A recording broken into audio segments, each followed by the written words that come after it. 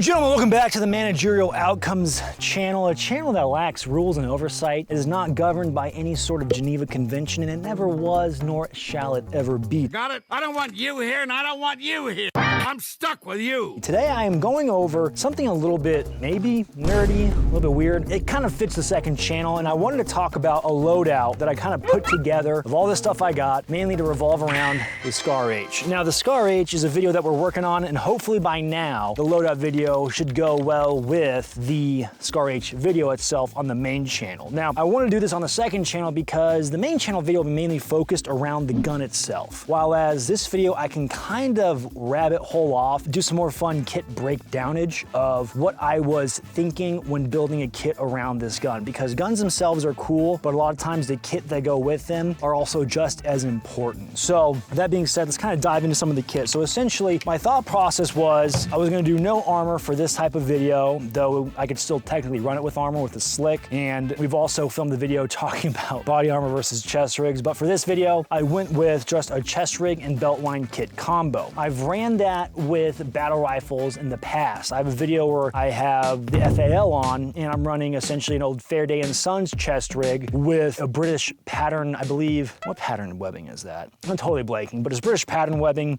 that came out, and it's actually, even though it's dated, it actually works really well for carrying battle rifle stuff. Now, this loadout has pretty much a very similar concept, and it's kind of like times a flat circle. So I went with the chest rig to hold the 7.62 mags, and then I have an assault pack also, and of course the belt line kit, which is the Spirit of Split rig. So the assault pack, typically, when you watch LARPers on the flat range, probably besides Brass Facts and Hop, no one really wears assault packs. Grantham occasionally does, but mainly because it's just added weight and it's uncomfortable. But I was trying to be not YouTube gaming it for this. I wanted to have an assault pack, spare ammo, spare water, additional items that I would think would be important to have on me. And it's much more realistic if you're going out into the world expecting danger than having some spare stuff to help keep you alive. Kind of important. So brought the assault pack along. Also Botkins, he runs an assault pack too. I'll give him credit.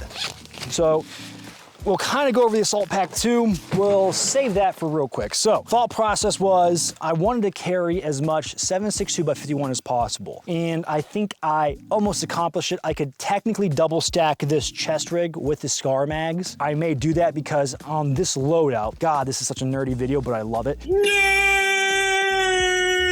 I don't have a radio on me. Now, if I was really concerned and working with other people, I would absolutely want to have a radio. I don't care if it's a cheap Baofeng all the way up to whatever expensive cool guy radio there is. My goal is like, I don't care if anyone can tap my comms. I'm just trying to communicate with the guys around me so we can have a semblance of what's going on. So probably run a radio on this pouch and then wire it up to a PTT of some kind. And then if I need to double stack a Scar mag elsewhere in the rig, I can do that. To Mike's credit, he made a very simple rig. My biggest complaint with the Recce rig, and I think I've even talked to him about it, or he's at least mentioned it, a lot of the feedback he got was the two MOLLE panels on the side. So when you put fat mags in like a Scar, which I don't even know if in their marketing they say that it's like kind of designed for the Scar H mags. I have to double check, but I managed to make them fit and you can double stack them. So there is that. But even if you stack the Scar mags in there, that fat mag will cover up one of the MOLLE loops on the side. Now, I wasn't too concerned about that because I wanted to run a chest rig pretty slick, where the idea was just additional ammo in place of what could be there if I wasn't running a chest rig. Now, if things got really hot and I was like really just weighed down, could in theory ditch the chest rig if I was just cooking in the AZ heat, baby, which it's creeping up. It's gonna be triple digits here in a month or two. So that is a factor. And then of course, a lot more gear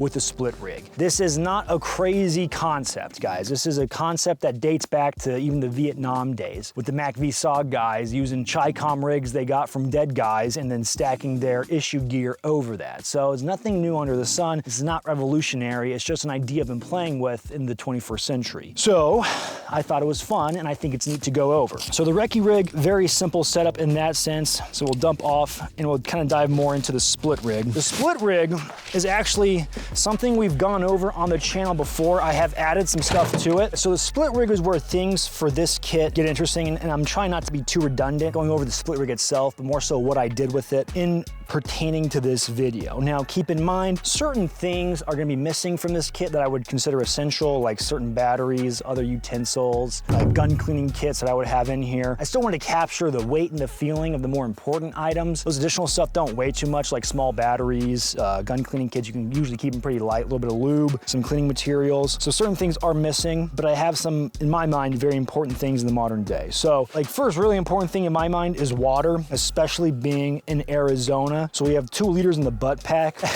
Butt pack apparently is a bit of controversy for Spiritus systems because it's so expensive for a butt pack. That being said, I got it for free. So if you were concerned about the price, I can't complain in that sense. Sometimes it's nice to be a gun YouTube monkey. But in the butt pack, what I did was besides the Nalgene water bottles, I threw in a rain cover, which is kind of crazy for Arizona, though it does rain. Got a Rat Packed MRE, kind of thick still. And then I got some dude wipes in case I start crapping my brains out. In the butt pack, I'd probably also store a gun cleaning kit for this loadout, and I would call it a day. I would also probably keep on this kit some level of poncho. That's something I would say is missing from this kit, mainly to fight the sun.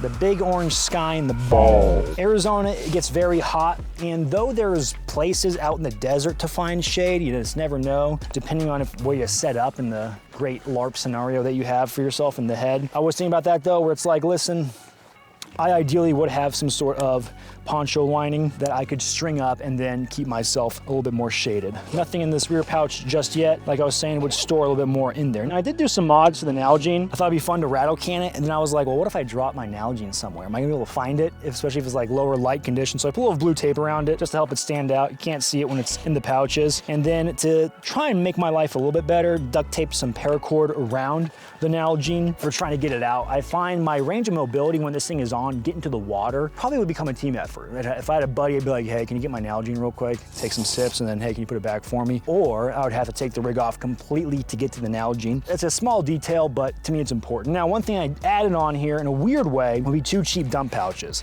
I think these are just some 2 dump pouches I got. I think they're made in like China. I might rattle can them up a little bit to make them blend in a little bit better. But to me, I'm a dump pouch slut. I like dump pouches. Some guys are like, why would you need a dump pouch if you don't need that item anymore? Like a mag, get rid of it. Scar mags are expensive. I want to hold on to them. I don't want to risk losing them even if I'm LARPing in the flat range. And it kind of goes into what's in the assault pack is spare ammo. So why would I get rid of a potential vessel for more life-saving bullets? So added 2 dump pouches. I have the real estate, you know, can you be either hand for dumping stuff or just if I find something I want to hold on to out in the wild. Great place to store something real quick. Could stuff fall out? Sure, things happen. So on the right side, what we got going on in this pouch, let's see the goodies. I got a laser rangefinder. So I have started to really enjoy having a laser rangefinder on the kit. I really hope the technology of laser rangefinders get better. And to Vortex's credit, they did send me over one of their SpongeBob TVs. I think it's the Vortex Impact 3000. It's a weapon mounted laser rangefinder, but it's pretty big and beefy. To me, it's a very good tool for like, if you're the DMR guy or you're really reaching out to range to really get those dopes for your hold. To me, I like knowing the distance of stuff. If I can just have a little quick packed in laser rangefinder, it can kind of give you an idea of like, if say in your LARP scenario, you're holding a space and you have a line of fire and I wanted to know, okay, how far is that potential cover there? How far is that building over there? I don't have to guess anymore. I have a laser rangefinder come up,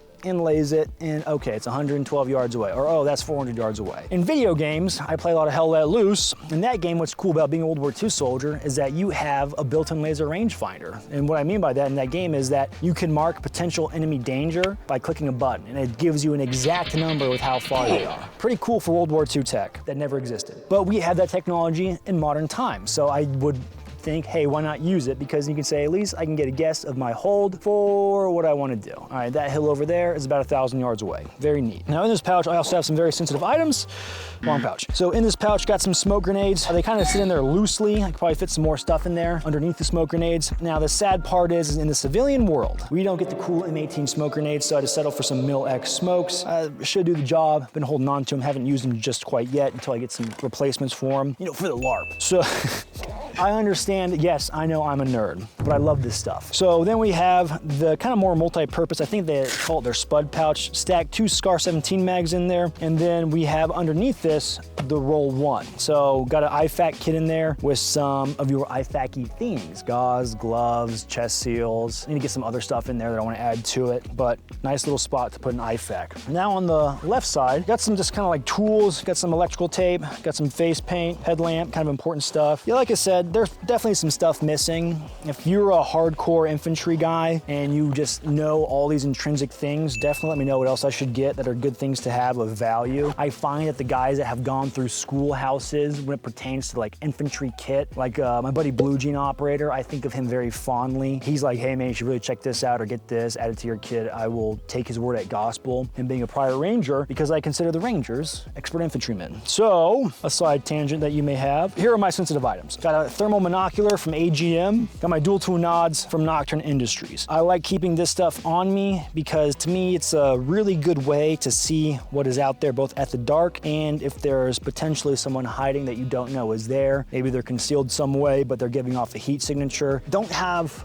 a weapon thermal mounted on the SCAR. A little bit of different thought processes of why not, but it's just a preference thing. Maybe in the future, we could do a meta Battlefield 4 loadout, SCAR SV with thermals. Banned! You are banned from this lobby. Good stuff to have, expensive stuff, but good stuff to have. Seeing in the dark is a plus in the 21st century. I mean, technically it goes back into the 20th century as well. And then same thing on the left, we have the spud pouch with the 2 SCAR H mags. Now below it, got a dangler. I actually forgot I put it on here. I put it on yesterday before coming out to film. And I was like, I wonder if this will fit. So I threw the a dangler on here. So potentially another option for having a tourniquet, and then just some more administrative stuff, maybe maps, notepads, compasses, field nav stuff. Though to be fair, I would rather go with a GPS, even though in my LARP situation, I'm not planning on wandering around through the desert. I'm probably gonna be more so inside of an urban setting, if I'm being brutally honest with myself, defending my family. This isn't my LARP situation. I get to pick my made up scenario, nerd. So there is that.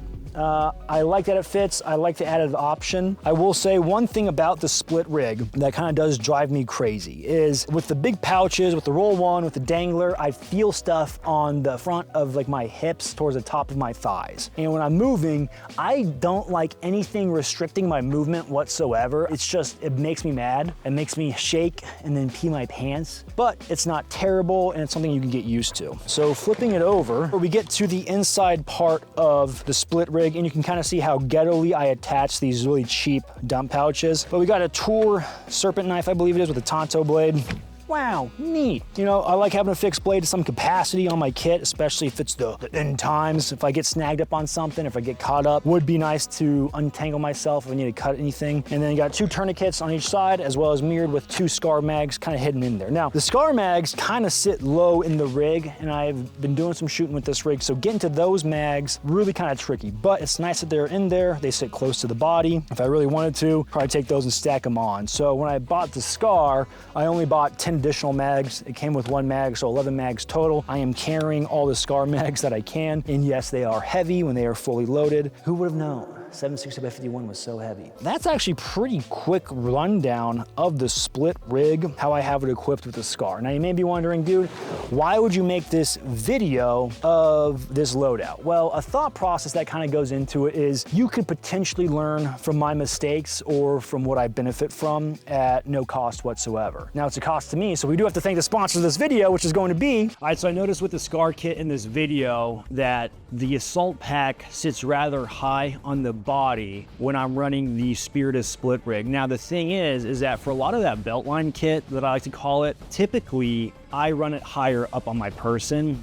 I know a lot of guys will either run it around their hips. I typically run it slightly above my hips. It has to go down to that range of mobility. So maybe that assault pack may not be the good go-to. Yet again, this all goes back to being a rough draft for this essential like nerdy loadout video. So it works. Kind of, we'll see. I ordered a cry pack I'm probably gonna switch over to. It's all up in the air. I just wanted to interject that real quick because I'm filming a sponsor section, and I was like, you know what, I want to mention this. Anywho, speaking of sponsors, we have to, of course, thank Optics Planet for being the optics sponsor of this video. They hook it up, and they want to hook you up with 7% off the entire store using code LARP. We also have to thank Americana Pipe Dream Apparel, fantastic young Zoomers getting after the milsurp space. They always have a really cool inventory of things, and they wanted me to tell you about their Norarm collection. Now, Norarm has been a company that has sent me a bunch of cool uniforms, and now Americana Pipe Dream has some of their stuff in stock on their website. So I would say, go and check them out, see if any of those stuff fits your needs, and a big thank you to both companies for helping out on managerial outcomes. Okay, bye. But sponsorships aside, you do get to learn from either my mistakes or what I take away, and it can benefit you to some capacity because knowledge is power. We try and bring this information, of course, free of charge minus the sponsors, but it's a good chance for you to say, hey, if it worked for him, maybe it could work for me, or yeah, I see what you did there, but I'm not gonna do it, I'm gonna do it this way. You can do whatever you want. I assume you're a grown adult. Right? Wrong. Now, I will say the rig definitely has some weight. So, the water, man, water is heavy. Water is heavy, but to me, water is very important, especially for where I live. Being in the desert with how hot it gets, I would probably say under extreme exertion, if I'm moving a lot, I would probably take a gallon or two with me if I could. In the assault pack that you'll see, I have a spare 2-liter water bottle, but I think I'd even bring more water, like some sort of Camelback in there as well, just because it's easy to sip on the go. So we'll get to the assault pack here now, but the rig definitely has some weight. If I had to guess, it could be anywhere up to like 30 pounds, maybe more. Like, it's pretty thick. There's a reason everyone always comes back to the intermediate cartridges, because battle rifles do be thick gals. So in the assault pack, some guys are big helmet guys. I've watched gear breakdowns from, say, Spirit of Systems Adams, where he talks about if he's patrolling or doing anything, he's wearing a helmet. Doesn't matter if he's wearing body armor, he wants to wear a helmet in case he takes a bad slip and falls. You know what? I respect that. I just sometimes don't feel like wearing a helmet. So, if I'm not gonna wear a helmet, I'll probably pack it up in the assault pack because I need a way to carry nods. There's just a Team Wendy bump, got some contacts attached to it in case I have that radio I wanna plug into. Gives me an option. Now on the side pockets, got a bipod. So I've got the quick detach bipod on here, real easy to take on and off. I don't know if I would always have it on. I've looked at a lot of pictures of guys in the global war on terror when they're in Afghanistan. A common theme I've been seeing is some bipod to some degree to take advantage of that bigger caliber for pushing out the distance. Manufacturing a stable shooting platform wherever you're at. Keep the weight down on the gun itself. Figure I could throw it on my body, and if I set up somewhere, pop the bipod out. Hey, you know, it's options. This is all a rough draft. Other side, got some Vortex binos. Now, I have come to really love binoculars in any way, shape, or form. I think they're a great tool to have, pushing past what my optic could see and getting more information with both eyes as well for seeing what's out in the distance. I want to know what lies beyond the unknown. So, real big advantage right there. What else? You got a little admin pouch up here. Admin pouch. Oh, this will come in useful. Garmin ballistic stuff, a Garmin chronograph, I believe. In the pouch up top, you know, the assault pack is honestly lacking today. Just got some batteries and more iPro. Of course, it's not a completed assault pack. Then bumping this thing open. Once we rip it open, got another 2-liter bottle, and then should be 100 rounds of spare 7.62x51. And I think what I would change off the rip would be probably some sort of Camelback bladder in here, and then seeing if I could still fit the 2-liter in here. If not, then maybe just a really big bladder. I do like the idea of just having something you can keep sipping on. You don't have to take anything out and drink. That's where bladders, I think, do excel. I know sometimes they're prone to breaking, but if it breaks, you'll get a little wet. And if you're in Arizona, you can probably cool off a little bit. It'd be nice. Usually I'll have some more tools in here if I'm dealing with a suppressor, which on the Scar, I have been running a 30 cal can, and sometimes that thing gets locked on there, so it's nice to have a wrench of some kind to get it off, and then some other additional tools. So definitely not a perfect built out kit, right? There would be some more things that I would want to have, mainly an RPG, but it's not conducive. So it's kind of like a quick example of, okay, you know what? If you're gonna do the LARP on the flat range, might as well get some more training time out of it, carry some weight around, see what works with the kit, see what you like, see what you don't like. It's a heavy kit, right? Water weighs a lot. Technically, we have over a gallon on me if it's all fully loaded with water, which I've been drinking some, so it's not. And then a spare 100 rounds, so that brings up the round count to 320 rounds. 220 ready to go, spare 100. Typically what I saw a lot of in the global war on terror, even talking to guys too, a lot of times they would just carry 4 or 5 spare 308 mags. So interesting little tidbit for you, but I thought it'd be kind of fun because I kind of get excited at the idea of like, okay, I got this gun, you know, part of being a responsible gun owner to me is like having a kit well built out for it. It's already good to go. And I decided to go with the split rig for it over some other rigs because I figured with those multi-purpose pouches, they would do better than some of the other rigs I have that are more geared towards either AR or AK pouches. And this stuff is fun. I like this stuff. I'm a big nerd. It kind of fits inside of the theme of the second channel too. I thought you guys might get some appreciation out of it. Can't stress enough how like, yeah, it's actually kind of thick. It's a thick loadout. I thought this is interesting. Could be a good look. There could be something about this gear. There could be something about the gear that you like or don't like. And if you're trying to build out a 7.62 loadout, it could be, you know, food for thought. So hope you guys enjoyed the video. Got nothing else for you. Catch you on the flip. I'm so lucky, lucky. I'm so lucky, lucky. I'm so lucky, lucky.